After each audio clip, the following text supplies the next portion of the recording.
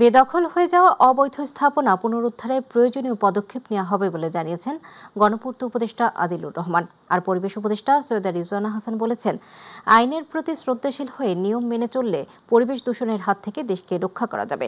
পূর্ত ভবনে গণপূর্ত অধিদপ্তরের উদ্যোগে আয়োজিত গ্রিন প্রকিউরমেন্ট, পরিবেশ ব্যবস্থাপনা ও গ্রিন বিল্ডিং শীর্ষক সেমিনারে তারা এসব কথা বলেন। জেলাগুলোতে যদি এই প্রধান প্রতিষ্ঠানগুলোতে সার্ভিস দেওয়ার জায়গায় থাকতে পারি, তাহলে কিন্তু এক ধাপ কাজ এগিয়ে যাবে।